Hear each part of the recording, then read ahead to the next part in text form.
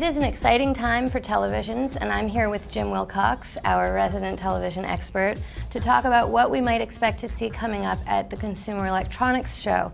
Jim, let's start with Ultra HD, which we've seen a little bit of this year so far. Next year, we're expecting to see more brands in the market with Ultra HD, probably lower price points, and also more screen sizes, so people will have a little bit more choice next year. Of course, the other technology that everybody's talking about is OLED. So, at CES, we expect to see more brands come out with their first OLED TVs, but we don't expect prices to drop. I mean, we saw them around $9,000, $10,000, and it's going to take a long time before those prices drop to more ordinary TV pricing. Another innovation we saw in the labs this year was televisions with curved screens.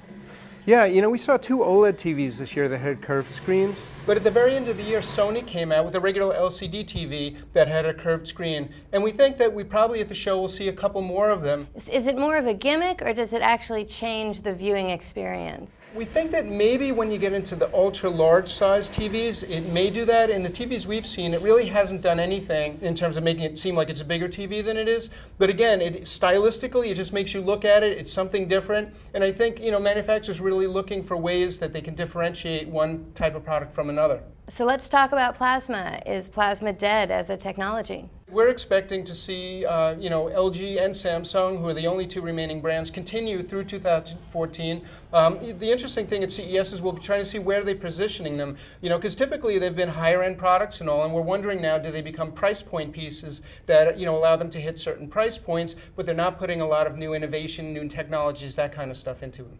And what about for people who aren't necessarily in the market for the absolute latest technology? Is there going to be stuff that you're going to see at CES for just the average TV buyer? So one of the big trends that we've seen is, smart TV platforms. I think they're still struggling to try to figure out the best way to present all that material to you. And the other thing that we're seeing is interaction between TVs and mobile devices. So you have second screen apps, all these wireless technologies like Miracast and NFC that are making it easy for people to exchange content between their mobile devices and the TV. And we're also starting to see TVs with, more processing power.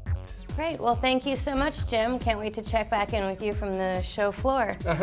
I'm Amber Tentoff for Consumer Reports.